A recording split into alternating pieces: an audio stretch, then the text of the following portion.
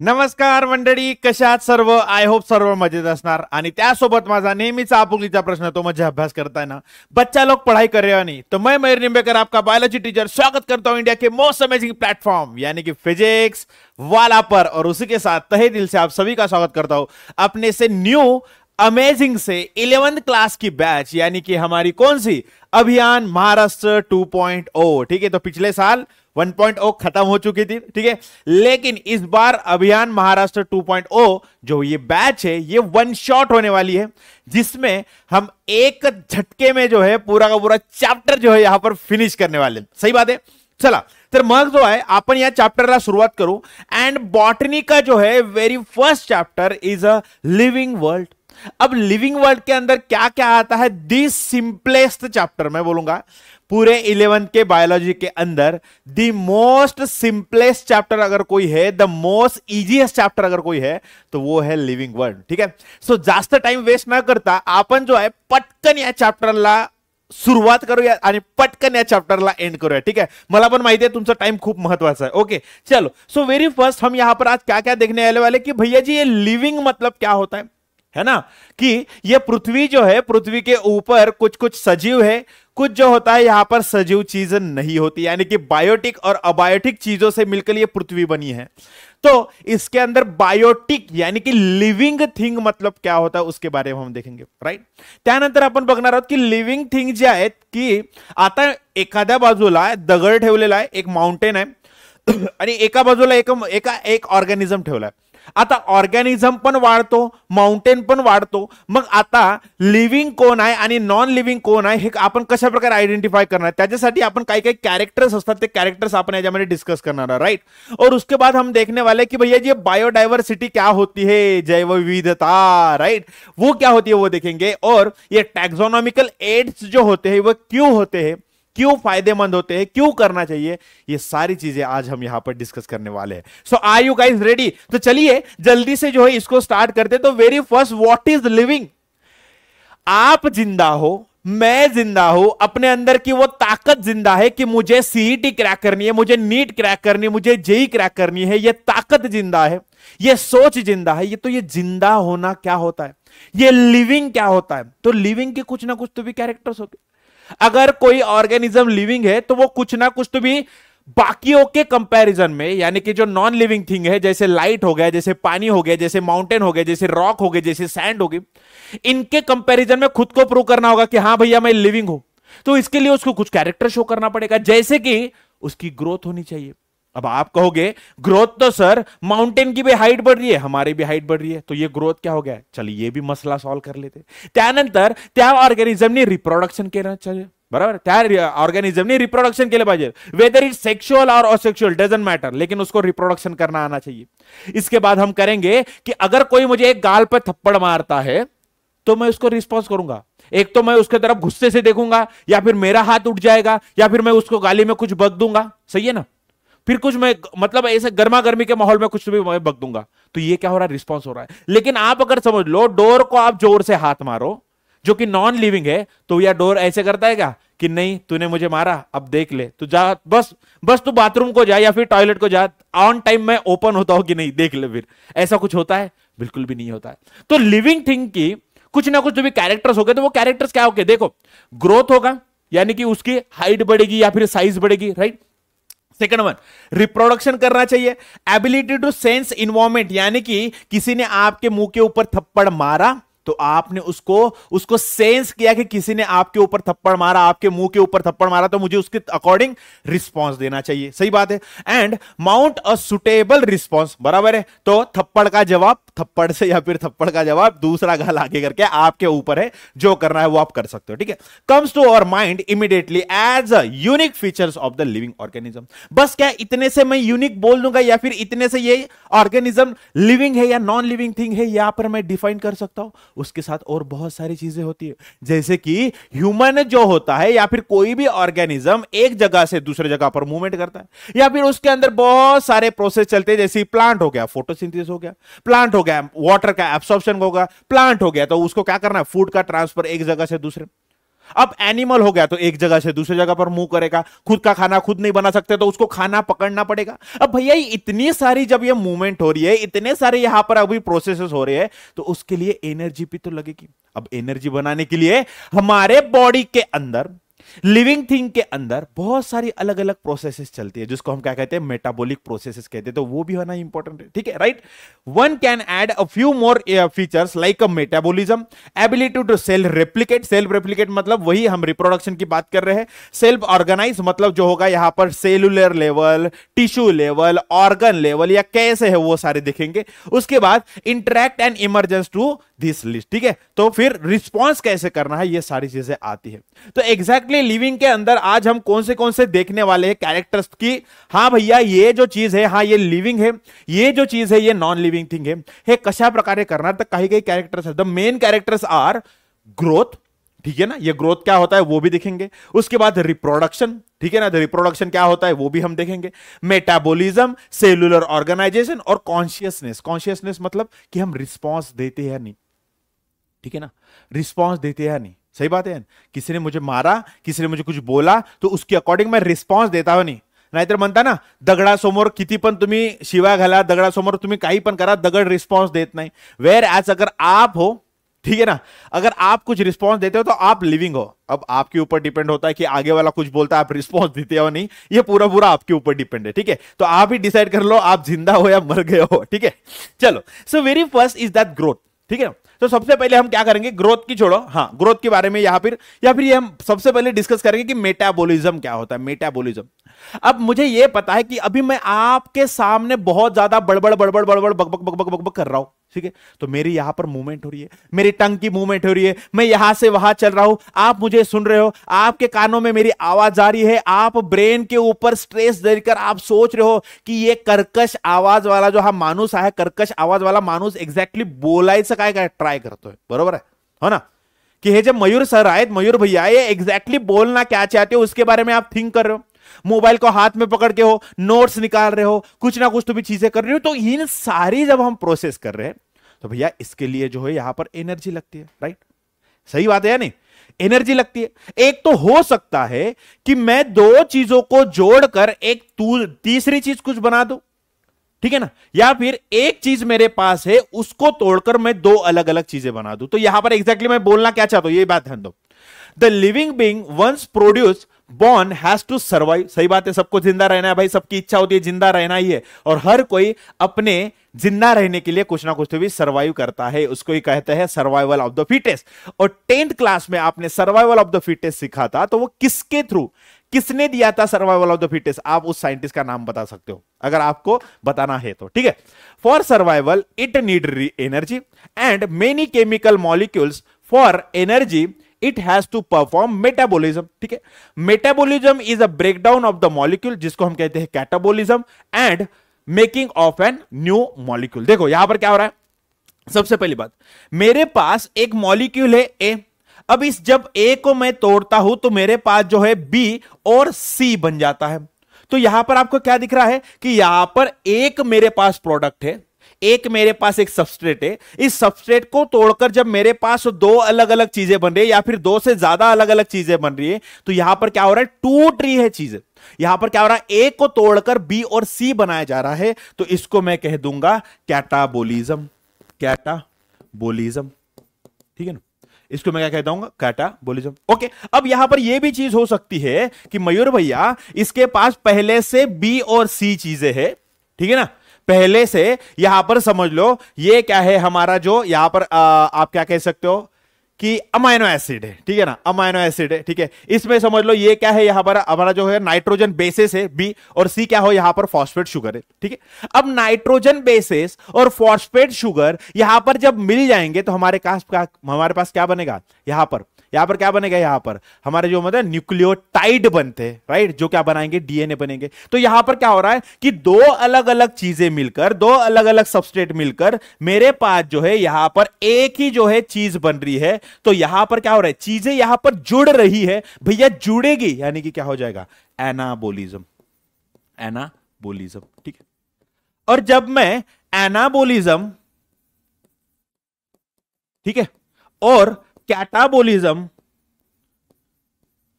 इन दोनों को जब जुड़ा देता हूं, एक साथ इनका मिलन करवा देता हूं, तो क्या बनता है? इस ओवरऑल प्रोसेस को मैं कहता हूं मेटाबॉलिज्म। इसको मैं क्या कहता हूं? मेटाबॉलिज्म। ठीक है।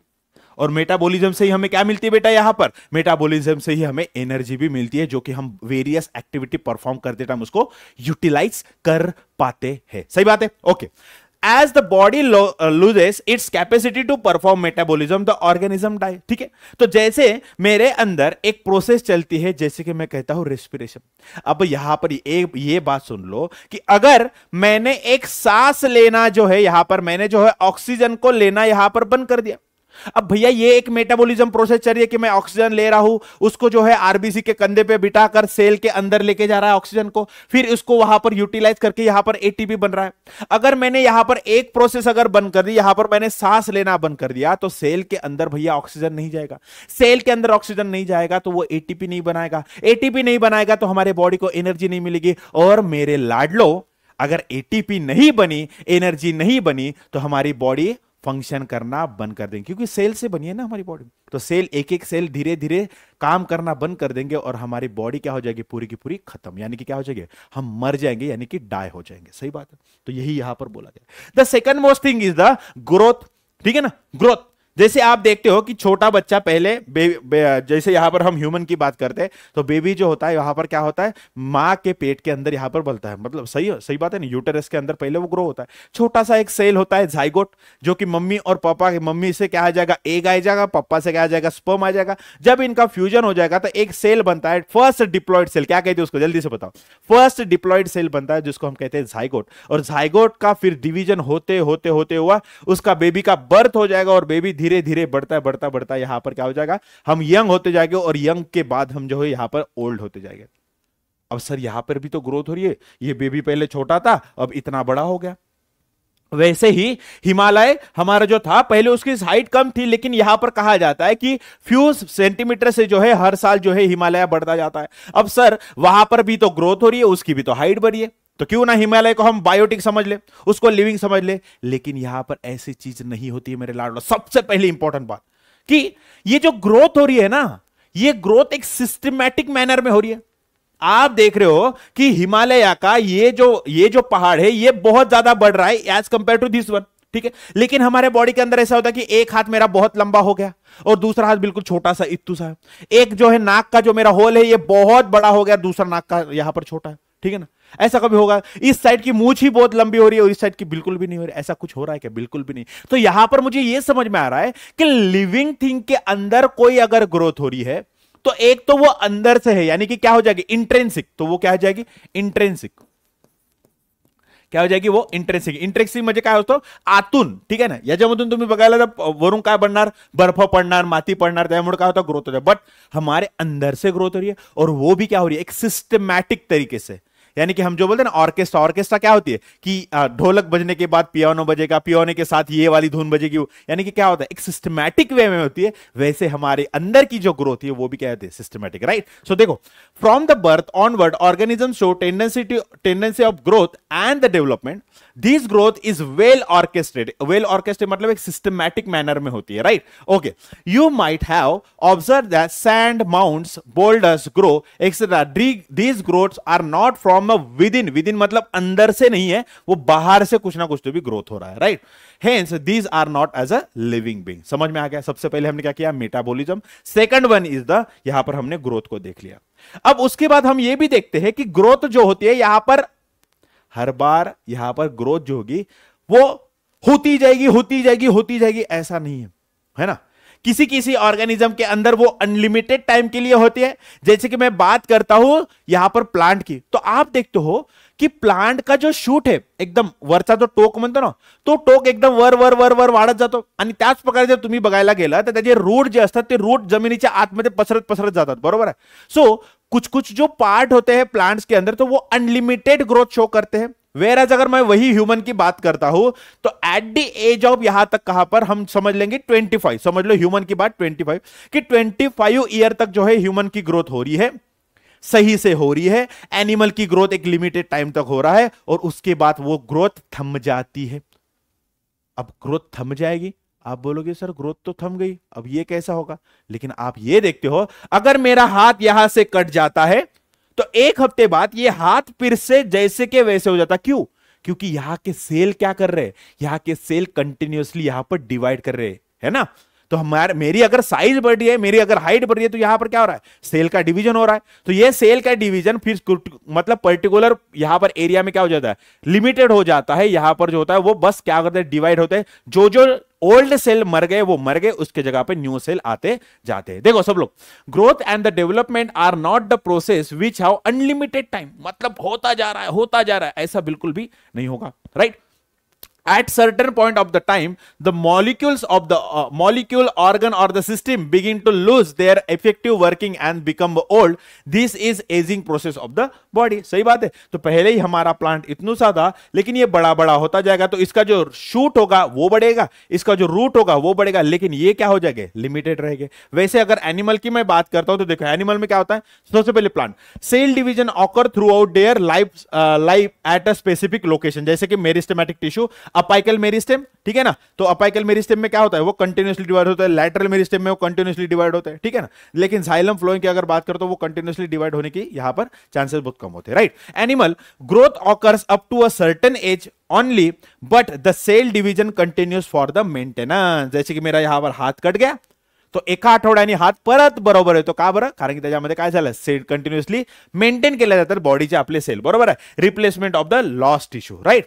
सो हमने सबसे पहिले देखला मेटाबॉलिझम, त्यानंतर बघितलं ग्रोथ, त्यानंतर आपण बघितलं याच्यामध्ये ग्रोथ झालं, ग्रोथ लिमिटेड असतो की अनलिमिटेड। अब उसके बाद एक फैक्टर आता है, उसके बाद एक कैरेक्टर आता है, वो होता है हमारा रिप्रोडक्शन। रिप्रोडक्शन, ठीक है? अब रिप्रोडक्शन क्यों इंपॉर्टेंट है भैया? सब लोग ध्यान देना, रिप्रोडक्शन क्यों इंपॉर्टेंट? अब यहां पर रिप्रोडक्शन को, जैसे ग्रोथ एक लाइफ प्रोसेस है, ठीक है ना? मैं उसको कह सकता हूं कि उसके बगैर तो हो नहीं सकता, ठीक है? बढ़ता जाना है, बढ़ता जाना है। लेकिन रिप्रोडक्शन आप अगर देखते हो कि मुझे यह समझ में आता है कि मेरे पास ए है, ठीक है, मेरे पास बी है, इन्होंने रिप्रोडक्शन किया और इनसे क्या बना? सी बना, ठीक है ना? इनसे क्या बना बेटा? सी बना। अब ये जो सी है, ये आगे एक्चुअली इसको क्या करना चाहिए था कि अगर ये लिविंग है तो इसको कंटिन्यूअसली रिप्रोडक्शन करना, रहना, होना चाहिए था। लेकिन मैं अगर बात करता हूं म्यूल की, तो म्यूल क्या होता है? फीमेल हॉर्स और मेल डोंकी। इनका जब मैं फर्टिलाइजेशन करवाता हूं, इनका जब मैं रिप्रोडक्शन करता हूं, इनकी जब ब्रीडिंग करवाता हूं, तब ये जो म्यूल होता है, म्यूल क्या होता है? अनफर्टिलाइज होता है, ये स्टेराइल हो जाता है। ये जो म्यूल होता है ये कैसा होता है? स्टेराइल हो जाता है। स्टेराइल यानी कि ये फर्टिलाइजेशन नहीं कर पाएगा। लेकिन भैया ये तो जिंदा है, तो क्या मुझे रिप्रोडक्शन को ग्रोथ, मतलब जब मैं लिविंग थिंग का क्लासिफाई करता हूं तब मुझे उसको पकड़ना चाहिए या नहीं? एक कैरेक्टर पकड़ना चाहिए या नहीं? ये बड़ा कंफ्यूजन वाला क्वेश्चन है, कंफ्यूज हुआ कर देगा आपको। सब लोग ध्यान देना। Life has to continue, hence the organism try to produce a young one like itself. सही बात है। तो मुझे यहां पर म्हणतात ना मराठीमध्ये वंशाचा दिवा, बरोबर आहे? म्हणजे आता जर माझी एक लाईव्ह असेल, जसा निंबेकर खानदान आहे, बरोबर आहे? आता निंबेकर खानदानामध्ये काय करायला पाहिजे की हा जो आहे निंबेकर खानदान पुढे पण वाढला पाहिजे, म्हणून काय करतील? निंबेकर खानदानामधले जे काही लोक असतील ते काय करतील? फर्टिलाइजेशन करत राहतील। आणि हे सर्वच लोकांमध्ये होतात, बरोबर आहे? इनको क्या करना होता है? फर्टिलाइजेशन करना होता है, ताकि इनकी जो स्पीसीज है वो कंटिन्यू हो जाए। ठीक है, इतनी यहां तक समझ में आ गया? Okay. It is possible due to reproduction, ठीक है? तो असेक्सुअल या फिर सेक्सुअल रिप्रोडक्शन करेंगे। This ensure continuity of the race. तो इतना समझ में आता है कि रिप्रोडक्शन जो होता है कि ये रेस यानी कि कौन सा? या भागने वाली रेस नहीं है भैया, ये रेस कौन से होगी कि हमारे जो स्पीसीज हो गए, हमारे जो यहां पर पॉपुलेशन होगा वो कंटिन्यूअसली यहां पर क्या हो जाए? कंटिन्यू आगे बढ़ता रहे, बढ़ता रहे, बढ़ता रहे। ऐसा नहीं है कि पूरे के पूरा खानदान ही यहां पर खत्म हो जाए, ऐसा नहीं लगता किसी को भी। सही बात है, okay. Mules, sterile worker bees do not reproduce at our living, can we call reproduction as a inclusive character of the life. Inclusive मतलब कि हर एक ऑर्गेनिज्म पे वो होना ही होना चाहिए।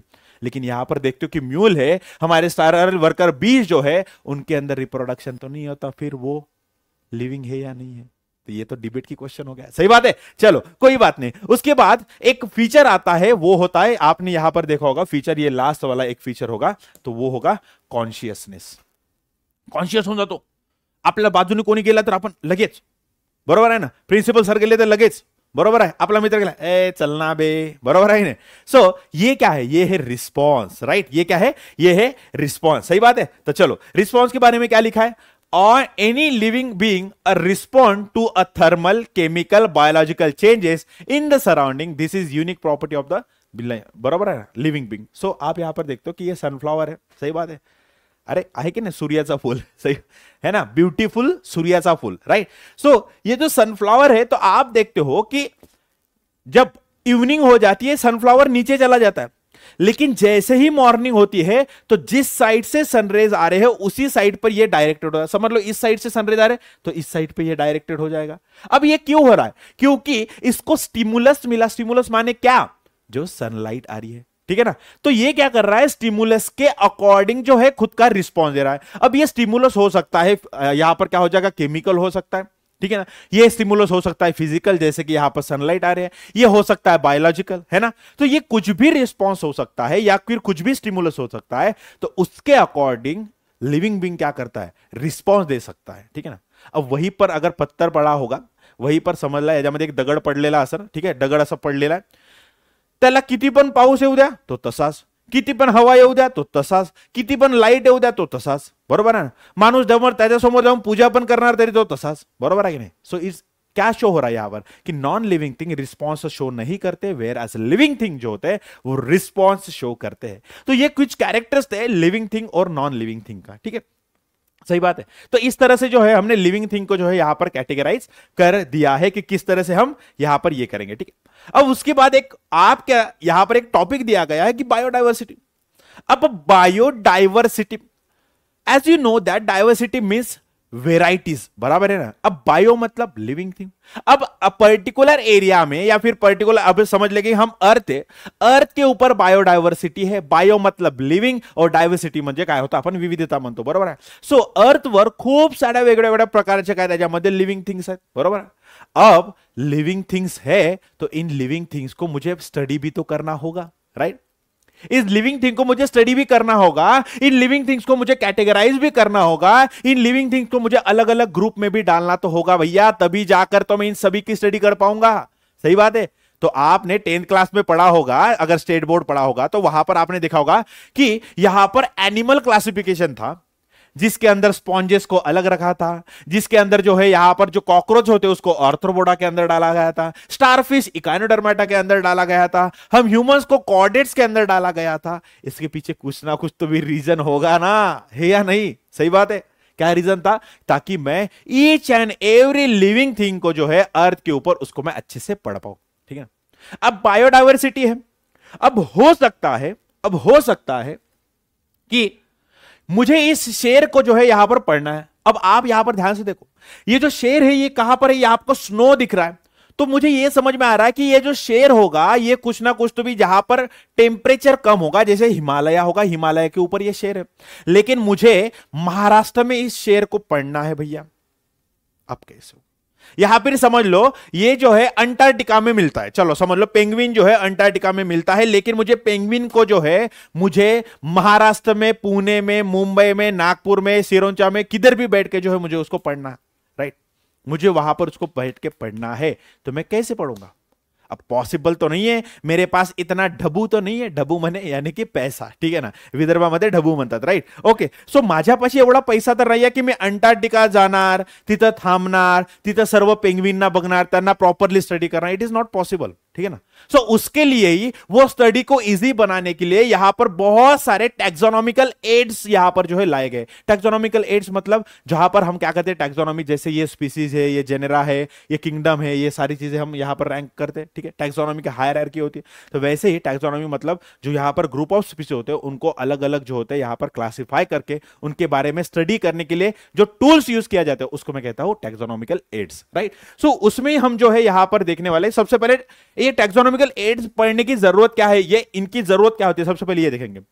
Identification and the classification of the organism required it study in the lab as well as in the field. तो यहां पर क्या हो रहा है कि मैं अगर कोई ऑर्गेनिज्म लेकर आता हूं तो मैं उसको लैब में भी पढ़ पाऊं और उसको फील्ड में जाकर भी मैं देख पाऊं. सबसे पहली बात. उसके बाद the collection of an organism is essential for this. तो यहां पर क्या होगा कि घर बैठे तो यहां पर नहीं होगा, है ना, कि खुद से मेरे सपने में ऐसा वो शेर आएगा मेरे सामने, यहां पर जो हिरन को खा रहा है, हाय हाय हाय हाय हाय क्या हो रहा है यहां पर. ऐसा तो बिल्कुल भी नहीं होगा. कि या फिर मुझे वो शेर को लाना होगा, मुझे फील्ड में जाकर उस शेर को देखना होगा, ये तो पॉसिबल नहीं है.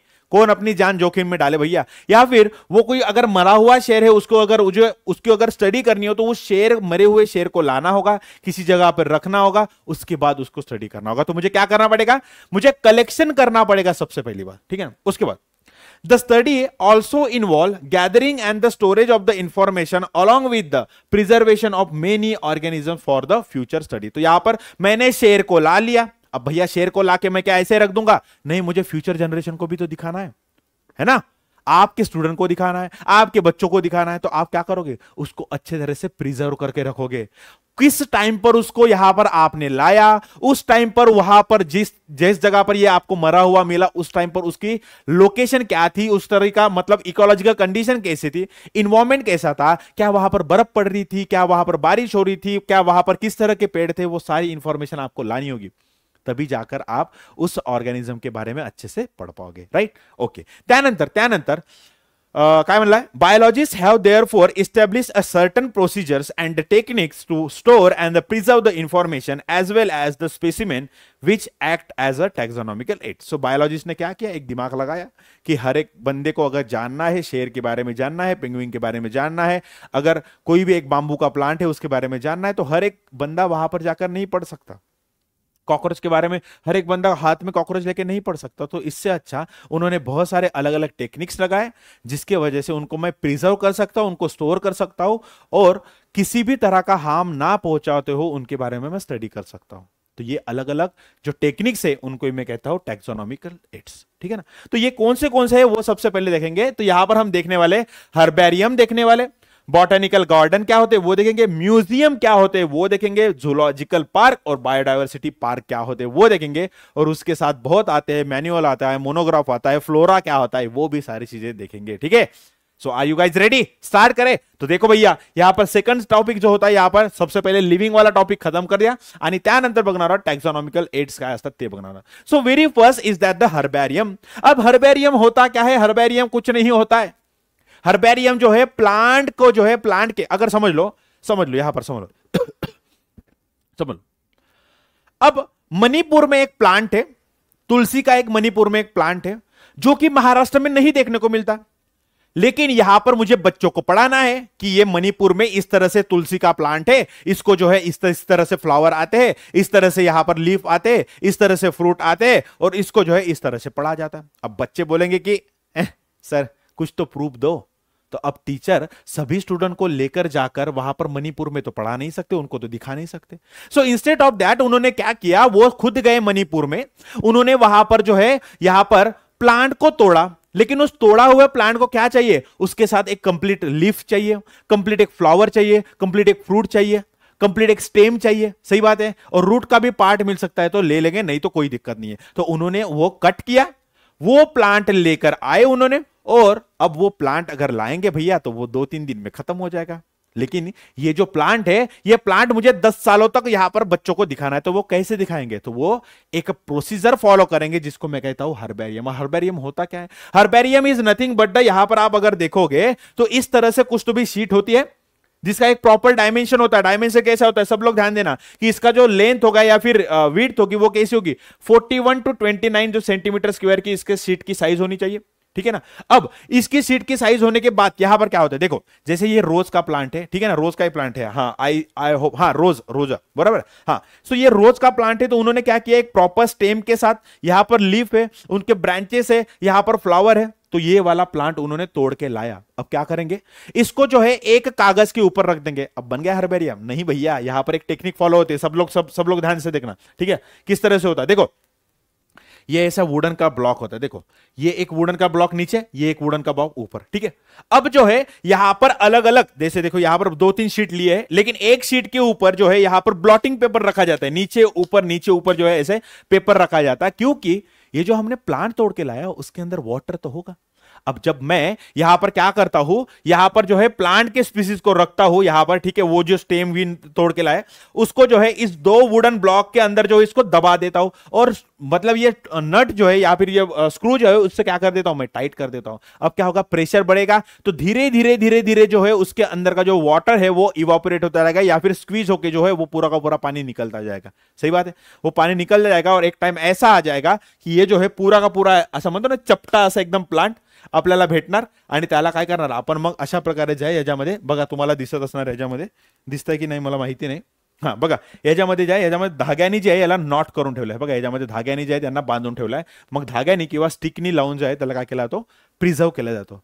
अब उसके बाद इसी कॉर्नर पे आपको जो है यहां पर जो है एक कुछ ना कुछ तो भी इंफॉर्मेशन होती है। अब इंफॉर्मेशन क्या होगी कि उस जो है जिस स्पीसीज को हमने कलेक्ट करके लाया, जिस प्लांट को हमने कलेक्ट करके लाया त्याच्या नाव लिहिलेलं असणार, त्याचं सायंटिफिक नेम, त्याचा कॉमन नेम, कोणी कलेक्ट केलं ते पण याच्यामध्ये लिहिलेलं असणार, कुठल्या डेटला कलेक्ट केलं ते पण लिहिलेलं असणार, आणि त्या टाइमला इकॉलॉजिकल कंडिशन म्हणजे त्याच्या आजूबाजूचे इन्व्हायरमेंट कसं होतं ते पण त्याच्यामध्ये लिहिलेलं असतं। सो ये इंफॉर्मेशन वहां पर पूरी की पूरी लिखी होती है। तो हर्बेरियम एग्जैक्टली होता क्या है, चलिए पढ़ते एक बार, आपको प्रोसीजर तो समझ में आ गई भैया, ठीक है।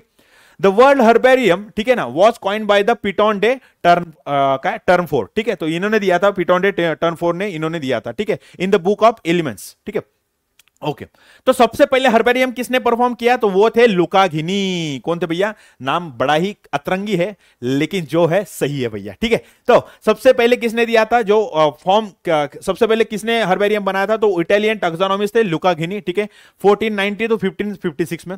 It is a storehouse of the collected plant species that are dried. देखो तो यहां पर बोला कलेक्टेड प्लांट स्पीसीज, यहां पर कलेक्टेड ऑर्गेनिज्म नहीं बोला गया। तो हर्बेरियम पर्टिकुलरली किसके लिए होता है, वो पर्टिकुलरली होता है हमारे प्लांट के प्रिजर्वेशन के लिए ही होता है, ठीक है। ओके, काय केला जातो, dried, press and preserved on the sheet, ठीक है, और कलेक्टेड और the preserve plant specimens are associated data using for the scientific study. So काय केलं जातं की याच्यामध्ये प्लांटला ड्राय केला जातो, प्रेस केला जातो, बरोबर, त्याला ड्राय करून त्याच्याबद्दलची इन्फॉर्मेशन एका कॉर्नर मध्ये लिहिलं, त्याला आपण लेबल म्हणतो, right. Okay, arrangement of the sheet is done according to the universal accepted system of the classification, जैसे कि मैंने यहां पर जो है ये सिस्टम पूरी आपको बता दी है, ठीक है, इस तरह से की जाती है। ओके ओके, उसके बाद specimens plus description on the herbarium sheet is equal to repository for the future use, ठीक है ना। तो यहां पर क्या हो रहा है, स्पेसिमेन हमने कलेक्ट कर लिया,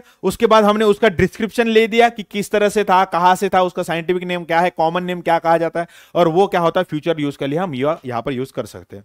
label at the base of the sheet for the providing information about, देखो डेट वहां पर मेंशन होती है उस लेबल के अंदर, ठीक है ना। लेबल मतलब क्या होता है, ये सब लोग ध्यान देना, लेबल मतलब ये वाला जो यहां पर राइट बॉटम कॉर्नर में लिखा गया ना, तो यही होता है लेबल। देखो यहां पर क्या क्या लिया गया था, डाटा, डेट होता है, प्लेस होता है कहां से कलेक्ट किया गया, ठीक है ना, इंग्लिश में लिखा जाता है, लोकल लैंग्वेज में उसका बॉटनिकल नेम यानी कि साइंटिफिक नेम क्या होता है, फैमिली क्या होता है, कलेक्टर का नाम क्या होता है, हमारा कलेक्टर मतलब कलेक्टर ते नाही, कलेक्टर म्हणजे ज्यांनी कलेक्ट केलेला आहे त्यांचं, आणि व्हेरियस इन्फॉर्मेशन जे असते की त्या टाइमला इकॉलॉजिकल कंडिशन कशा होता, आजूबाजूचा इन्व्हायरमेंट कसा होता, ते सर्व याच्यामध्ये कलेक्ट केलेला जातो। सो अशा प्रकारे जे याच्यामध्ये काय केला जातो, हर्बेरियमला जो आहे सजवला जातो, आणि हर्बेरियम अशा प्रकारे फ्यूचर यूज साठी यूज केला जातो। सो अब आप ध्यान देखो कि मणिपुर में जो प्लांट था वो मणिपुर का प्लांट महाराष्ट्र के बच्चे भी घर बैठे बैठे या फिर स्कूल में बैठे बैठे जो यहाँ पर पूरी तरह से पढ़ सकते हैं। तो इस तरह से जो है रैंक के अंदर देखो यहाँ पर क्या हो रहा है, fragment packets are use for the seed, extra flowers and the loose plant parts. तो ठीक है, सो यहाँ पर अलग से एक पॉकेट भी बनाया जाता है जिसके अंदर मैं सीड भी स्टोर करके रख सकता हूं। अगर कोई टूटा हुआ पार्ट जो कि बहुत यहाँ पर नाजुक है उसको भी मैं यहाँ पर डाल के रख सकता हूं। ठीक है, चलो ओके। तो ये देखो इस तरह से जो है हर्बेरियम को जो है यहाँ पर रखा जाता है अलग अलग रैक में, और ये जो है प्रेशर होता है, इस प्रेशर के अंदर क्या किया जाता है, उसको ऐसा एकदम चापट केला जाता है। ओके, सो ये हो गया हमारे हर्बेरियम के बारे में। फिर उसके बाद है बेटा वो होता है बॉटेनिकल गार्डन। अब बॉटेनिकल गार्डन होता क्या एग्जैक्टली, अब बॉटेनिकल गार्डन होगा क्या कि समझ लो मुझे अफ्रीका के अंदर एक मैंगो का प्लांट है, लेकिन मुझे उस अफ्रीका के अंदर जो मैंगो का प्लांट है उसको मुझे स्टडी करना है, लेकिन मैं तो हूं महाराष्ट्र में, सो मी त्याला स्टडी कशा प्रकारे करणार। सो यहां पर यह हो सकता है कि मैं एक तो वो मैंगो का जो छोटा सा प्लांट है उसको लेकर आऊं, और मैंगो का प्लांट जिस इन्वायरमेंट में अफ्रीका में यहां पर मतलब पल बढ़ रहा था, यहां पर ग्रोथ हो रही थी, वही सेम इन्वायरमेंट में देकर वो मैंगो का प्लांट में महाराष्ट्र के अंदर एक पर्टिकुलर जगह होगी, उस जगह के अंदर उसको मैं क्या करूं, उसको मैं यहां पर ग्रो करवाऊं और उसके बाद मैं जो हूं उस मैंगो के प्लांट के बारे में यहां पर स्टडी करूं। तो इस तरह से जहां पर बाहर से कुछ ना कुछ तो भी यहां पर स्पीसीज लाकर जिस तरह पे वहां पर कंडीशन थी, सेम कंडीशन यहां पर मैं देकर उनको ग्रोथ करवाता हूं, तब एक गार्डन जो बन जाता है उसको मैं कहता हूं botanical garden, right. Botanical garden, देखो botanical gardens are the place where the plant of the different variety collected from the different part of the world। सही बात है। तो अफ्रीका से लो, ऑस्ट्रेलिया से लो, अंटार्कटिका से लो, कहीं से भी लो भैया, कोई दिक्कत नहीं है, ठीक है। तो वहां से आपने प्लांट्स को लाया, ऑर्गेनिज्म को लाया, स्पीसीज को लाया, ठीक है, and grown in the scientific and the systematic in vivo manner, ठीक है। In vivo manner, in vivo मतलब क्या होता है, इन विवो कि वहां पर जैसी इन्वायरमेंट था सेम इन्वायरमेंट देकर आपने यहां पर उसको ग्रो कर दिया, यानी कि उनको इन्वायरमेंट का फरक नहीं पड़ा, ठीक है ना।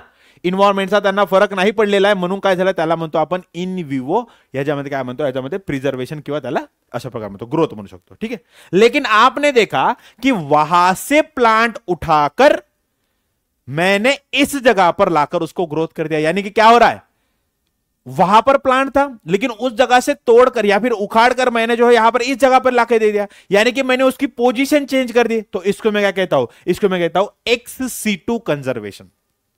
इसको मैं क्या कहता हूं, एक्स सीटू। अब एक्स सीटू के अपोजिट क्या होता है, इन सीटू। अब इन सीटू मतलब क्या होता है कि उसी जगह का प्लांट उसी जगह पर मैंने ग्रो करवा दिया, तो उसको मैं कहूंगा इन सीटू कंजर्वेशन। लेकिन एक्स सीटू म्हणजे काय की समजला की गडचिरोलीचा प्लांट उचलून मी जो आहे तो पुण्यात येऊन लावलेला, म्हणजे याला काय झालं म्हणणार, मी म्हणणार एक्स सीटू कंजर्वेशन। त्यांची जर जागा हलवली तर त्यांना काय म्हणणार, ex situ conservation, right. Okay, so it is a type of ex situ conservation. अब ये बॉटनिकल गार्डन बनाने के पीछे का लॉजिक क्या है, अब सिंपल सा लॉजिक है, टैक्सोनॉमिकल एड से, यानी कि मैं स्टडी के लिए इसको पूरा का पूरा फोकस कर सकता हूं। या फिर समझ लो, हो सकता है अफ्रीका के अंदर जो मैंगो का प्लांट है अब वो धीरे धीरे वहां पर खत्म होने लगा है, लोग एक तो तोड़ने लगे होंगे या फिर इन्वायरमेंट जो कंडीशन होगा वो बराबर से वहां पर मिल नहीं रही होगी। तो मैं क्या करता हूं, उस बचे हुए एक लास्ट प्लांट को लेकर आता हूं मैंगो के और महाराष्ट्र में आकर लगा देता हूं, उसको प्रॉपर न्यूट्रिशन देता हूं। अब एक प्लांट से हजारों प्लांट बनेंगे, हजारों से लाखों प्लांट बनेंगे, तो जो एक्सटिंक्ट होने वाला जो प्लांट था वो अब क्या हो जाएगा, अच्छे से यहां पर उसका नंबर यहां पर बढ़ गया है। सही बात है। तो यहां पर क्या हो रहा है, मैं कंजर्वेशन भी करवा रहा हूं। तो देखो, this help in a growing important plant of the local flora and keeping their record. सबसे पहले, ठीक है ना। तो जो यहां पर मतलब जो प्लांट्स है उनको मैं ग्रो करवा रहा हूं, उनके लिए क्या कर रहा हूं, उनका जो रिकॉर्ड है वो रिकॉर्ड में मेंटेन कर रहा हूं, फर्स्ट पॉइंट। उसके बाद this help in providing living plant material for the research work. सही सही सिंपल सी बात है, ठीक है ना। सो मैं यहां पर देखो, मैंने हर्बेरियम में क्या किया था कि मैंने ड्राइड मतलब जो मर गया प्लांट उसके बारे में मैंने स्टडी करी, लेकिन यहां पर मैं क्या करता हूं, लिविंग प्लांट को मैं यहां पर स्टडी कर रहा हूं। सही बात है। ओके ओके, त्यानंतर this help in growing and maintaining the rare and the endangered species. अभी अभी मैंने बात करी कि अफ्रीका के अंदर जिसका नंबर बहुत कम हो गया था, जो एकदम एंडेंजर्ड होने वाला था, जो एकदम यहां पर रेयर स्पीसीज बन गई थी प्लांट की, मैंगो की, उसको मैंने लाकर इंडिया में यहां पर उसको पला बड़ा कर दिया, यानी कि जो एंडेंजर्ड या फिर एक्सटिंक्ट होने वाली थी स्पीसीज उसको मैंने यहां पर महाराष्ट्र में लाकर उसका नंबर फिर से बढ़ा दिया, यानी कि उसका नंबर जो है मैंने नॉर्मलाइज कर दिया। सही बात है। तो ये बॉटनिकल गार्डन्स होते हैं इस तरह से, ठीक है। चलो, तो देखो, ग्रेट बनियान ट्री जो है यहां पर हमारे देखने को मिलता है कोलकाता के अंदर, जो है 255 year of old banyan tree यहां पर है। तो ये इंफॉर्मेशन आप देख लेना कि उसके ऊपर क्या किया जाता है। यहां पर जो है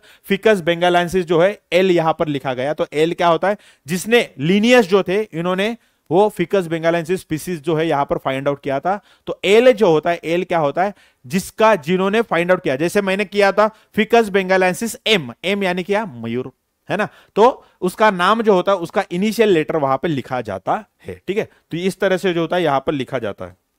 okay, then the zoological park. अब भैया जी जू किसको पसंद नहीं है, पुणे में हो, मुंबई में हो, नागपुर में हो, तो आपको जो है जू यहां पर देखने को मिलता है। अब जू क्या होता है आपको तो पता ही होगा। अब भैया जी भरे गाव में, ठीक है ना, मोठ्या शहरामध्ये तुम्हाला झू दिसत असतील, जसं राजीव गांधी आपलं काय sorry Rajiv Gandhi zoological park आहे पुण्यामध्ये वगैरे, ठीक आहे.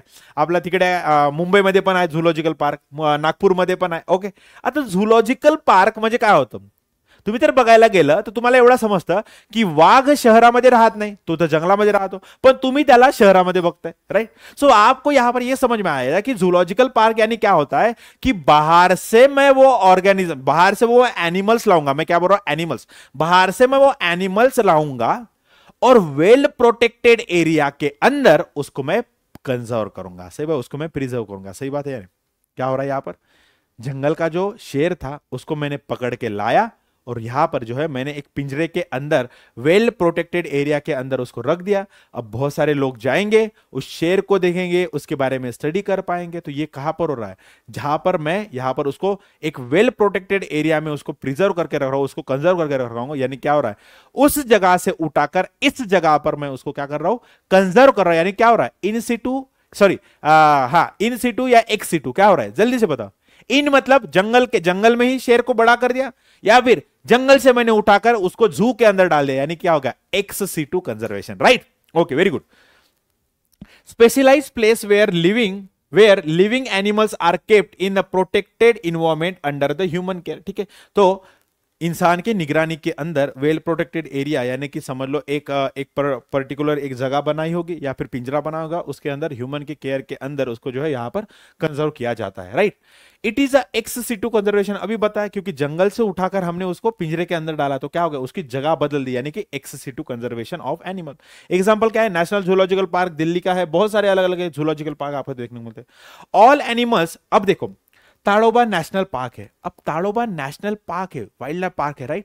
तो वो क्या है, वो है इन सिटू कंजर्वेशन, क्योंकि वहां के शेर मैंने उसी जंगल में उसको कंजर्व कर लिया, तो वो क्या हो जाएगा, इन सिटू. वेयर एज अगर ताड़ोबा का मैंने यहां पर शेर उठाकर पुणे में लाके रख दिया, मुंबई में रख दिया, तो वो क्या हो गया, वो हो जाएगा एक्स सिटू कंजर्वेशन. अब आपको फर्क समझ में आ गया.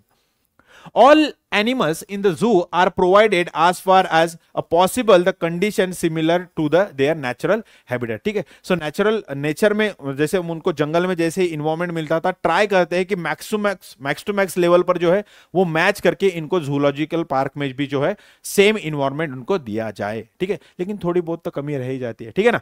तो देखो, तो ये जो पॉइंट्स है, जब अगर आपको अगर पूछा जाए कि हर्बेरियम क्या होता है, जूलॉजिकल पार्क क्या होता है, म्यूजियम क्या होता है, तो ये सारे पॉइंट आप लिख सकते हो.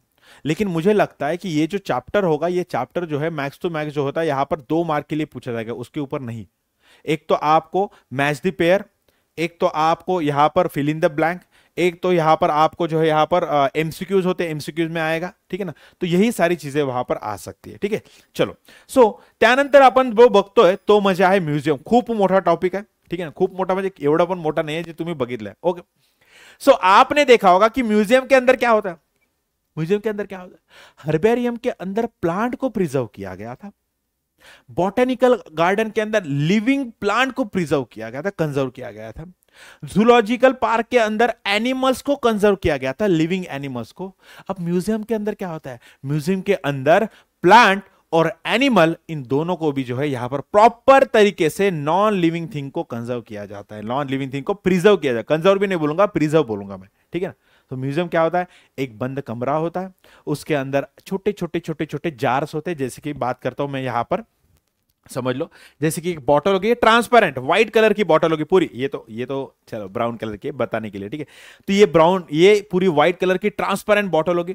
जैसे मुझे यहां पर एक अर्थवर्म मिल गया, अब अगर मुझे समर में अर्थवर्म को स्टडी करना है तो ये it is not possible to get earthworm, ठीक है ना, इन समर सीजन, क्योंकि समर के टाइम पर या फिर विंटर के टाइम पर भी जो है यहां पर समर के टाइम या फिर समर के टाइम पर आपको अर्थवर्म नहीं दिखेंगे, ठीक है ना, बरसात के मौसम में दिख जाएंगे आराम से.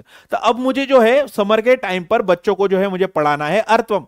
अर्थवर्म दिखता कैसा होता है, उसका रिप्रोडक्टिव ऑर्गन मॉर्फोलॉजिकल कैसे दिखते, तो कैसे करूंगा, एक काम करूंगा मैं, जब रेनी सीजन चलता है, बरसात का मौसम, तो उस टाइम पर मैं यहां पर क्या करूंगा, एक जो है अर्थवर्म को कलेक्ट करूंगा, उसको अच्छे से वॉश करूंगा, और एक जैसे ये पानी है ना, पानी की जगह पर एक सॉल्यूशन होगा जिसको मैं कहता हूं फॉर्मल्डिहाइड, ठीक है ना. 10 to 14% जो होता है, 40%, 10 to 40% फॉर्मल्डिहाइड, जिसको मैं कहता हूं फॉर्मेलिन, ठीक है, उसको मैं लूंगा. इसके अंदर जो है इस पहले अर्थवर्म को मैं पॉइजनिंग कर दूंगा, उसको मार दूंगा, और उसके बाद जो है इस अर्थवर्म को जो है इसके अंदर में डालकर रख दूंगा. तो आप अब समर हो या कुछ भी हो, आप जाकर इस बॉटल को देख सकते हो, उसके अंदर अर्थवर्म है। तो अर्थवर्म कैसे दिखता है? अच्छा, इस तरह से होते हैं, उसके ऊपर रिंग्स होते हैं, यानी कि अब रिंग्स है तो ये तो एक तो एनेलिडा होगा, नहीं तो ऑर्थ्रोपोडा होगा। इसके बाद आप ये देखते हो कि इसके अंदर रिंग होगा, तो इसके ऊपर क्यूटिकल की थिकनिंग है। अरे भैया क्यूटिकल की थिकनिंग है तो ये तो एनेलिडा हो गया, ठीक है ना। तो इस तरह से जो है आप क्या करते हो, स्टडी कर सकते हो, और उसके बारे में इंफॉर्मेशन जो है यहां पर स्टिक करके लगाई जाती है। तो ये क्या हो गया कि छोटे छोटे एनिमल्स को मैं लेकर यहां पर जो है मैं एक लिक्विड के अंदर डालकर जो है इसको मैं यहां पर प्रिजर्व करके रख देता हूं। वो लिक्विड क्या होता है? फॉर्मल्डिहाइड, ठीक है ना। छोटे छोटे एनिमल्स। लेकिन अगर मुझे बड़ा एनिमल लेना है, समझ लो मुझे शेर के बारे में स्टडी करनी है भैया, तो मैं क्या करूंगा, उस शेर को मैं लेकर आऊंगा, उसके अंदर के पूरे मैं ऑर्गन निकाल के रख दूंगा, ठीक है ना। अब मेरे पास बचेगी क्या? सिर्फ और सिर्फ स्किन बचेगी। तो मैं शेर का जो साइज था, उसका जो पहले जैसा साइज था लिव्हिंग शेर का, उसके जैसा मैं यहां पर एक क्या बनवूंगा, त्याला काय म्हणतात पुतळा बनवणार, आणि त्या पुतळ्यावर काय करणार मी, जे आहे त्याच्या शेरची जे आहे किंवा जे वाघ आहे त्या वाघाची कातडी मी त्याच्यावर चिपकवणार, राइट। सो मैंने क्या किया, एक जो यहां पर पुतला बना दिया, पुतले के ऊपर जो है यहां पर मैनिक्यून बना दिया, और उसके ऊपर जो है मैंने वो शेर जो लाया था, मरा हुआ शेर, उसके अंदर के पूरे ऑर्गन निकालकर वो जो शेर की जो खाल थी, वो खाल को मैंने यहां पर चिपका दिया। अब मुझे यहां पर एग्जैक्टली सिमिलरली देखने वाला यहां पर शेर मिल जाएगा। तो यहां पर बच्चे जाएंगे, बहुत सारे लोग जाएंगे, तो शेर के ऊपर पैटर्न क्या होता है, उसकी आंखें कैसे होती है, उसके आईब्रोज कैसे होते हैं, आई लैशेस लगाता है नहीं, आई लाइनर लगाता है नहीं, मस्करा लगाता है नहीं, वो सारी चीजें जो है यहां पर लड़की और लड़के जो है यहां पर जाकर देख सकते हैं। तो यहां पर क्या हो रहा है कि समझ लो, एक तो मैं मैनिक्यून बनाऊंगा पूरा का पूरा, ठीक है ना, पुतळा बनवल्यासारखं बनवणार, त्याच्यावर मी एक तर काय करणार, याच्यावर स्किन काय करणार, चिपकवणार। या फिर मैं ऐसा भी कर सकता हूं कि पूरा का पूरा मैंने शेर ले लिया, मैंने उसके अंदर के ऑर्गन निकाल दिया, और उसके अंदर जो है मैंने एक भूसा डाल दिया, ठीक है ना, मैंने जो है पूरा का पूरा भूसा भर दिया। तो उसको, उस फीलिंग को, या फिर जो यहां पर एक स्ट्रक्चर बन जाएगा, उसको मैं क्या कहता हूं, टैक्सीडर्मी कहता हूं, ठीक है। सब लोग ध्यान देना। Museum setup for educational purpose primary, बराबर है ना। तो सबसे पहले क्या होता है, एजुकेशनल पर्पस के लिए उसको बनाया जाता है। Have collections of the preserve plant and the animal specimens for study and reference, ठीक है। तो यहां पर क्या होता है, प्रिजर्व प्लांट को भी मैं प्रिजर्व कर सकता हूं, या फिर मैं एनिमल के छोटे छोटे स्पीसीज को भी मैं प्रिजर्व कर सकता हूं। Okay, specimens are preserved in the container और the jar in the preservative solution. तो प्रिजर्वेटिव सॉल्यूशन क्या होता है, यहां पर प्रिजर्वेटिव सॉल्यूशन होता है फॉर्मेलिन। फॉर्मेलिन, सही बात है, यहां पर आपको लिखा मिलेगा, ठीक है। सब लोग ध्यान देना, यहां पर देखो, देखो यहां पर क्या होता है, देखो, plant and the animal species are to be preserve in the formalin, ठीक है। 10 to 40% फॉर्मल्डिहाइड होता है, ठीक है, इन ट्रांसपेरेंट जार। तो ये किस तरह से होते हैं, देखो, ये देखो, आपको यहां पर दिख रहा होगा ये बेडूक, ठीक है ना। आपल्याला तुम्हाला याच्यामध्ये बेडूक दिसेल असेल, बेडूकाला बघा एका पाण्यामध्ये जाए त्याला प्रिजर्व करता, हा पानी is nothing but the formaldehyde, ठीक है, जो क्या कर देता हो, मतलब जिस जैसा टिश्यू है उसी सिचुएशन में जो उसको प्रिजर्व कर देता है, उसके अंदर मेटाबॉलिक प्रोसेस सब रुका देता है, ठीक है। ओके, इस तरह से जो इसको रखा जाता है, और उसके ऊपर जो है ऐसे लेबलिंग की जाती है। और देखो ये पूरा का पूरा जो होता है यहां पर जैसे स्कल रखे जाते हैं इसके अंदर, ठीक है ना। इंसेक्ट को जो है पिनिंग करके, देखो ये इंसेक्ट है, इसको पूरा ओपन करेंगे, इसको ऊपर जो है पिन ऐसे लगाकर इसको भी प्रिजर्व करके रख देंगे, ठीक है। ये तो सारी की सारी चीजें म्यूजियम में होती है। Okay, dry specimens of the plant and animals are also preserve. तो ड्राई स्पेसिमेन सीधा सीधा जाकर हम रख देंगे, ठीक है। Insect are preserve in the insect box after collecting and killing and pinning. देखो, तो इंसेक्ट बॉक्स इस तरह से होते, इस तरह से होते, इंसेक्ट को यहां पर प्रिजर्व करके रखा जाता है। ओके, त्यानंतर larger animals like birds and the mammals are usually stuff and then are preserve. देखो यहां पर क्या होता है कि देखो यहां पर क्या होता है, जैसे कहां पर गए, कहां पर गए, यहां पर कहां पर है, हाँ देखो, जैसे ये बाइसन है, जैसे भालू है, जैसे यहां पर डियर है, तो इसको मैं क्या करता हूं, इसको जो है देखो, larger animals like birds and the mammals are usually stuff and preserve. Stuff मतलब उसका अंदर मैं भूसा भर दूंगा, उसके अंदर बहुत सारी चीजें मैं भर दूंगा स्किन के अंदर, ठीक है ना। तो इससे क्या हो जाएगा, यहां पर जो है पूरा का पूरा बाइसन जैसे आपको स्ट्रक्चर दिखने को मिलेगा। तो ये जो प्रोसीजर की जाती है इसको कहा जाता है टैक्सीडर्मी। इसको क्या कहा जाता है, टैक्सीडर्मी, ठीक है। ओके, देखो, skeletons of the animals are also preserve, ठीक है। तो यहां पर खोपड़ी वोपड़ी रखी जाती है। Information as label are provided along with the all specimen in the museum, ठीक है। तो अगर कोई स्पेसिमेन रखा गया तो उसके बारे में आजू बाजू में उसकी इंफॉर्मेशन भी रखी जाती है। Example, national museum of national history in Delhi. Okay, तो देखो इस तरह से हड्डियां वड्डियां रखी जाती है, यहां पर प्लांट के जो है इंफॉर्मेशन रखे जाते हैं। इस तरह से जार के अंदर छोटे छोटे स्पेसिमेन डाल के रखा है, जार के अंदर छोटे छोटे मतलब सांप के सांप भी वहां पर रखे जाते हैं, ठीक है। और ये इंसेक्ट बॉक्स भी होता है, और इस तरह से टैक्सीडर्मी भी म्यूजियम के अंदर करी जाती है। समझ में आ गया? इतनी बात सबको क्लियर है? चलो भैया आगे बढ़ते। पुणे काय असणार? पुणे आए तो मुझे बायोडायवर्सिटी पार्क। अब बायोडायवर्सिटी पार्क क्या होता है कि पहले एक जमीन थी, उसके अंदर कुछ भी, यहां पर जो जमीन थी उसके ऊपर एक भी यहां पर प्लांट भी नहीं आया था, एक भी वहां पर एनिमल भी नहीं था। लेकिन उसके बाद कुछ टाइम बाद वहां पर जो है प्लांट्स आ गए, वहां पर पूरा का पूरा फॉरेस्ट बन गया, और फॉरेस्ट के साथ वहां पर जो है यहां पर क्या हो गया, अलग अलग एनिमल्स भी आकर वहां पर रहने लगे। मतलब यहां पर मुझे क्या दिख रहा है कि नेचुरली वहां पर कुछ ना कुछ तो भी यहां पर प्रोसीजर हुई, और नेचुरली वहां पर फॉरेस्ट बन गया, यहां पर जो है यहां पर एनिमल्स भी आने लगे। तो उसको मैं क्या कहता हूं यहां पर biodiversity park. It is a ecological assemblage. Assemblage मतलब यहां पर जुड़ जाना सारी चीजें, of a species that form self sustaining community on degraded barren landscape. मतलब क्या? सेल्फ सस्टेनेबल मतलब यहां पर ना किसी ने जाकर वहां पर पेड़ों को पानी दिया, ना किसी ने वहां पर खत डाला, ना किसी ने वहां पर शेर आके छोड़े, ऑटोमेटिकली अपने आप सेल्फ सस्टेनिंग बन गई। कहां पर? जहां पर पहले कुछ भी नहीं था, बैरन लैंड थी। Example, let Uttam Rao Patil biodiversity park Guhagar, बरोबर है, Guhagar Mahabaleshwar. This park is the best model for the conservation of natural heritage in the urban landscape. Okay, चलो त्यानंतर काय आपलं, हा टॅक्झॉनॉमिकल एड्स मध्ये आपण काय बघितलं तर सर्वात आधी आपण बघितलं होतं की हर्बॅरियम कसं असतो, त्यानंतर बॉटॅनिकल गार्डन कसं असतो, त्यानंतर झुलॉजिकल पार्क कसे असतात, त्यानंतर म्युझियम काय असतो, फॉर्मॅलिटी काय असतं, फॉर्मॅलिन काय असतं, किती % असतो, 10 से 40% असतो, टॅक्सीडर्मी काय असतं, हे सर्व गोष्ट बघितलं। एंड ये होने के बाद हमने जो है यहाँ पर बायोडायवर्सिटी पार्क भी देख लिया। अब इसके अलावा भी हमारे पास बहुत सारे सोर्सेस है जिसके वजह से हम इंफॉर्मेशन ले सकते हैं हमारे अलग अलग ऑर्गेनिज्म की वजह से। तो वही कौन से देखो अदर टैक्सोनॉमिक है। सबसे पहले आता है फ्लोरा।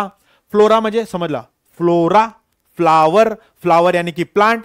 तो एक पर्टिकुलर एरिया के अंदर कौन से अलग अलग प्लांट्स है, कितनी उनकी यहां पर नंबर है, तो ये सारा का सारा इंफॉर्मेशन जिसके अंदर रखा जाता है तो उसको मैं कहता हूं फ्लोरा। देखो, it is account habitat and the distribution of the plant life occurring in a particular region. तो यहां पर क्या बोला है, प्लांट के बारे में जो है पर्टिकुलर रीजन में जो है किस तरह से प्लांट है, कौन से टाइम पर किस तरह से प्लांट आते हैं, ठीक है।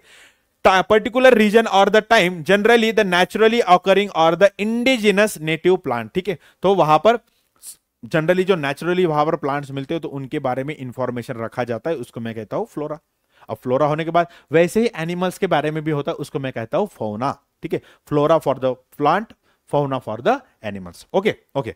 उसके बाद मैनुअल आता है। अब मैनुअल क्या करता है, contain listing and the description of a species found in a area, ठीक है। ओके, देखो तो यहां पर क्या होता है, मैनुअल क्या होता है, मैनुअल जैसे मैनुअल इज लाइक कि मेन्यू होता है, मेन्यू कार्ड कि इस एरिया में क्या क्या मिलेगा या फिर इस होटल में आपको क्या क्या खाने को मिलेगा, तो वो सारी की सारी जो चीजें इंफॉर्मेशन होती है it's same is like that manual, ठीक है। तो मैनुअल के अंदर भी क्या होता है कि उस मतलब लिस्टिंग होती है पूरी की पूरी, ठीक है, उसके साथ डिस्क्रिप्शन होता है of all the species found in an area. तो इस एरिया के अंदर कौन से स्पीसीज फाउंड आउट होते हैं, यार कि वो प्लांट हो गए, वो बैक्टीरिया हो गया, वो एनिमल्स हो गया, कुछ भी हो गया, तो उसके बारे में जो इंफॉर्मेशन होता है वो मैनुअल के अंदर होती है। त्यानंतर मोनोग्राफ काय असतो, contains systematic study of particular taxonomic group. Particular मतलब एक टैक्सोन, समझ लो एक यहां पर जो है ह्यूमन, यहां पर क्या होता है होमो सैपियन सैपियन। तो होमो क्या है, एक समझ लो ये जीनस है, तो एक जीनस के बारे में, होमो जीनस के बारे में, पूरे होमो जीनस के बारे में नहीं, सॉरी, होमो ये जो जीनस है इसके बारे में पूरी की पूरी स्टडी, पूरी की पूरी जो इंफॉर्मेशन होगी वो एक बुक के अंदर होती है जिसको कहा जाता है मोनोग्राफ, ठीक है। मैनुअल के अंदर क्या होती है, एक बुक है जिसके अंदर उस एरिया के अंदर आने वाले सारे के सारे स्पीसीज के बारे में स्टडी इंफॉर्मेशन होती है। मोनोग्राफ क्या होती है कि एक पर्टिकुलर टैक्सॉन यानी कि कोई भी ग्रुप हो, फैमिली होगा, किंगडम हो गया, एनिमल सॉरी किंगडम हो गया, या फिर स्पीसीज हो गया, या फिर एक आध जीनस हो गया, एक आध ऑर्डर हो गया, क्लास हो गया, एक पर्टिकुलर टैक्सॉन को लेकर जो है उसके बारे में इंफॉर्मेशन होती है, तो उसको मैं क्या कहता हूं मोनोग्राफ। और कैटलॉग क्या होता है भैया, साड़ी की कैटलॉग देखे हो वैसे ही कैटलॉग होते हैं, ठीक है। Catalogue it is simply a listing of all species categorize alphabetically, मतलब ए से लेके जेड तक हर एक स्पीसीज का यहां पर क्या होगा, यहां पर उसका इंफॉर्मेशन होगा। तो इसको मैं कहता हूं कैटलॉग। समझ में आ गया? तो ये भी अलग अलग यहां पर क्या हो जाएगा, यहां पर अलग अलग टैक्सोनॉमिकल एड्स मुझे देखने को मिळते हैं। त्यानंतर एक लास्ट टॉपिक येतो तो म्हणजे आपला काय असतो की। आता की म्हणजे काय असतं? की म्हणजे चाबी, ठीक है ना। की मतलब क्या होता है? चाबी।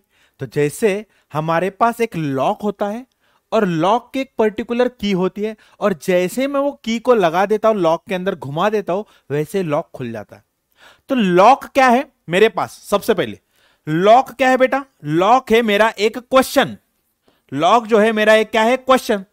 और की क्या है? की जो होते हैं यहां पर, तो की क्या होती है यहां पर? उसका सॉल्यूशन, ठीक है, उसका आंसर, ठीक है। तो मैं यहां पर, अगर मुझे यहां पर एक एनिमल मिल जाता है, सही बात है, यहां पर मुझे एक ऑर्गेनिज्म मिल जाता है, तो उस ऑर्गेनिज्म के ऊपर मैं एक क्वेश्चन डालूंगा, और जो कीज होगी यानी कि वो सॉल्यूशन होगी, वो धीरे धीरे धीरे धीरे उस ऑर्गेनिज्म को, जैसे मैं क्वेश्चन डालता जाऊंगा वैसे वैसे वो मैं सॉल्यूशन देकर जो है उस ऑर्गेनिज्म को कैटेगराइज करता हूं। फॉर एग्जांपल मुझे एक ऑर्गेनिज्म मिलता है, ठीक है, मुझे एक एनिमल मिलता है। सबसे पहले मैं एक क्वेश्चन डालता हूं, सबसे पहले क्वेश्चन डालता हूं, क्या डालता हूं? क्या इस ऑर्गेनिज्म के अंदर नोटोकॉर्ड है या नहीं है? जैसे ही पता लग जाता है कि इसके अंदर नोटोकॉर्ड है, तो मुझे इतना समझ में आता है कि ये नॉन कॉर्डेट के अंदर नहीं आएगा, ये सिर्फ और सिर्फ फाइलम कॉर्डेटा के अंदर ही आएगा। अब चलो, ये एक हो गया। अब मैं यहां पर सेकंड कंडीशन डालता हूं, क्या इसके अंदर रेस्पिरेशन जो होता है वो गिल से होता है या कि प्योरली लंग से होता है? तो जैसे ही आपने ये सेकंड कंडीशन डाल दी, तो भैया जी इसके अंदर गिल्स तो नहीं है, यानी कि ये पाइसेस तो नहीं हो सकता, ये फिश नहीं हो सकता, ये बाकी हो सकता है, ये एम्फीबियन होगा, रेप्टाइल होगा, एव्स होगा, या फिर मैमल्स होगा। मैं थर्ड कंडीशन डालता हूं, थर्ड क्वेश्चन डालता हूं, क्या इसके अंदर मेमोरी ग्लैंड है या नहीं है? जैसे ही मैं एक कंडीशन डालता हूं, जैसे मैं क्वेश्चन डालता हूं कि इसके अंदर मेमोरी ग्लैंड है या नहीं है, यस और नो, सॉल्यूशन का आंसर कैसे होगा? यस और नो। अगर यस इसके अंदर मेमोरी ग्लैंड है, अगर जैसे मैं यस के ऊपर क्लिक करता हूं, हां मुझे मेमोरी ग्लैंड दिख रहे, तो मुझे तुरंत समझ में आ जाएगा कि ये जो मुझे एनिमल मिला है ये चला जाएगा मैमेलिया के अंदर, क्लास मैमेलिया के अंदर। सही बात है। तो मैं क्या कर रहा हूं यहां पर? मैं क्या कर रहा हूं यहां पर कि मैं एक एक क्वेश्चन डालता जा रहा हूं, उसका सॉल्यूशन यस और नो में डाला हूं। तो इसका आंसर कैसे आएगा? इसका आंसर यस और नो में जाता जाएगा, और वैसे वैसे मुझे यहां पर क्या मिलता जाएगा? यहां पर मुझे कैटेगराइज मैं कर सकता हूं। तो की क्या होता है? देखो, key is another taxonomical aid use for identification. सही बात है ना। तो मैं आइडेंटिफाई कर रहा हूं क्या सच में ये एनिमल मैमल होगा या नहीं होगा, तो अलग अलग मैं उसको क्वेश्चन डालूंगा, ठीक है, of a plant and animal based on their similar and dissimilarities, right, okay, based on the contrasting character generally in a pair. तो देखो यहां पर क्या हो रहा है कि ये क्या है, देख रहा है विनोद, किस तरह से टुकुर टुकुर देखा जा रहा है हमको, ठीक है ना। तो आप बोलोगे कि सर ये तो चिपकली है, लेकिन मैं बोलता हूं ये चिपकली नहीं है, ये तो सैलामेंडर है। ये क्या है? ये है सैलामेंडर, सैलामेंडर, ठीक है। तो ये क्या है? सैलामेंडर। और सैलामेंडर जो है हमारे एम्फीबियन को बिलोंग करती है, वेरा चिपकली किसको बिलोंग करती है? रेप्टाइल्स को, ठीक है। तो चलो ये सच में रेप्टाइल है, एम्फीबियन है या मैमल है, क्या है, एक बार देख लेते हैं। तो मैं क्या करूंगा? सबसे पहले क्वेश्चन डालूंगा। सबसे पहले वर्टिब्रेट हैव फर, इसके ऊपर बाल है या नहीं है, ठीक है, हैव फर या, ठीक है। तो समझ लो बाल हो गए, तो ये बाल वाला कैरेक्टर किसका होता है? मैमल का, ठीक है। अगर बाल हो गए तो देखो, बाल हो गए तो मैं यस कहूंगा, नहीं हो गए तो नो कहूंगा। तो मैं करता हूं कि इसके ऊपर नो, बाल तो नहीं है, तो मुझे समझ में आ गया कि ये तो मैमल तो बिल्कुल भी नहीं है, क्योंकि बाल वाला कैरेक्टर, हेयर सिर्फ और सिर्फ किसके ऊपर होते हैं? हेयर सिर्फ और सिर्फ मैमल के अंदर होते हैं। तो मुझे ये तो समझ में आ गया कि ये मैमल तो नहीं है, हो सकता है ये पाइसेस हो सकता है ये रेप्टाइल हो सकता है ये क्या होता है यहां पर एम्फीबियन हो। ओके, तो यहां पर आपको जो ये क्वेश्चन दिख रहा है ना, यहां पर यस और नो जो दिख रहा है ना, यहां पर ये क्वेश्चन जो दिख रहा है, इसको मैं कहता हूं कपलेट, ठीक है ना, ठीक है, इसको मैं कहता हूं कपलेट। और यस और नो, ये जो नो वाला सिंगल है, इसको मैं कहता हूं लीड, इसको मैं कहता हूं लीड। तो देखो, जैसे मुझे फर्स्ट मैंने कपलेट डाला, क्वेश्चन डाला, यस और नो में मुझे आंसर मिल गया। तो यहां पर क्या है? नो में, मतलब एक लीड डाल दी मैंने नो, तो मुझे क्या मिल गया? चलो समझ लो कि यहां पर मैमल तो नहीं है। मैंने सेकंड डाल दिया, हैज फीदर, इसको पंख है या नहीं है? तो मुझे समझ में आता है पंख सिर्फ और सिर्फ किसको होते हैं, सब पंख सिर्फ और सिर्फ हमारे एव्स को होते, पंछियों को होते, बर्ड्स को होते, राइट। तो मुझे ये तो समझ में आ रहा है कि इसके ऊपर मुझे पंख नहीं दिख रहे, तो मुझे ये तो समझ में आएगा नो इसके पास पंख तो नहीं है, तो और यस होता तो क्या आता, बर्ड आता, लेकिन ये है क्या, नहीं है, तो बर्ड भी नहीं है, मुझे ये भी समझ आया, यानी कि एव्स भी नहीं है, ये भी समझ में आ गया। त्यानंतर मी थर्ड क्वेश्चन टाकतो, एक्सटर्नल फर्टिलायझेशन शो करतो की नाही, एक्सटर्नल फर्टिलायझेशन शो करतो की नाही। आता एक्सटर्नल फर्टिलायझेशन शो कोण करतात, रेप्टाइल शो करतात, बरोबर आहे, कारण मॅमल्स आणि बर्ड्स तर निघून गेल्यात, आता कोण राहिला, रेप्टाइल्स राहिला, तर रेप्टाइल याच्यामध्ये शो करतो का, नाही करत, बरोबर है। सो ये रेप्टाइल भी नहीं, ये भी कंप्लीट हो गया। अब उसके बाद बचा क्या, एम्फीबियन बचा, और यहां पर जो है, यहां पर स्पाइसेस बचे, फिश बचे। तो मैं यहां पर फोर्थ क्वेश्चन डाल देता हूं कि इसको गिल्स है या नहीं है, ठीक है ना, यहां पर गिल्स है या नहीं है। और जैसे ही मैं यहां पर एक क्वेश्चन डालता हूं गिल्स है या नहीं है, तो गिल्स किसका पर्टिकुलर कैरेक्टर है, ये होता है हमारे फिशेस का, नहीं इसको गिल्स तो नहीं है, तो अल्टीमेटली मुझे क्या मिल गया कि ये जो स्पीसीज है या फिर ये जो एनिमल है किसको बिलोंग करता है, एम्फीबियन को बिलोंग करता है। तो मैं एक एक क्वेश्चन डालूंगा, यस और नो में क्वेश्चन डालते जाऊंगा, यस और नो में आंसर देते जाऊंगा, और मेरा धीरे धीरे यहां पर आइडेंटिफिकेशन होता जाएगा। सही बात है, चलो। Represent choice between a two opposite option accepting one and rejecting another, मतलब यस और नो में मैं आंसर दे दूंगा। देखो, based on the contrasting character, या फिर है या नहीं है, तो ये क्या हो जाएगा, कॉन्ट्रास्टिंग कैरेक्टर होगा, यस और नो, ये क्या कॉन्ट्रास्टिंग कैरेक्टर, और दोनों को मिलकर मैं क्या कहता हूं, couplet, right. Each statement is lead, यानी कि जो यस और नो जो होगा, ईच स्टेटमेंट जो होगा उसको मैं क्या कहता हूं, लीड कहता हूं, ठीक है। Separate taxonomical keys each taxonomy category like family, genus and the species identification purpose, ठीक है। तो यहां पर मैं क्या कर सकता हूं, यहां पर जीनस हो सकता है, स्पीसीज हो सकता है, क्या हो सकता है, मैं आइडेंटिफाई कर सकता हूं। एनालिटिकल इन नेचर, ठीक है, तो यहां पर मैं एनालाइज कर रहा हूं चीजों को, मतलब सिर्फ देख कर नहीं बोल रहा हूं कि ये सैलामेंडर है, उसको मैं हर एक चीज में एनालाइज करके जो है इसको मैं आइडेंटिफाई करते जा रहा हूं, ठीक है। तो इस तरह से जो है बच्चा लोग, हमने जो है ये पूरा का पूरा जो है यहां पर चॅप्टर लिव्हिंग वर्ल्ड बहुत छोटा सा है, खूप छोटा सा, खूप सिंपल आहे, याला एकदम आपणपणे समजून घेतलेला आहे। Thank you so much for watching this video. I hope कि आपके सारे के सारे डाउट्स क्लियर हो गए होंगे, और कोई डाउट है तो कमेंट सेक्शन में पूछ दीजिए, मैं आपको आंसर दे दूंगा। तब तक के लिए नमस्कार मंडळी, धन्यवाद, thank you so much, bye bye.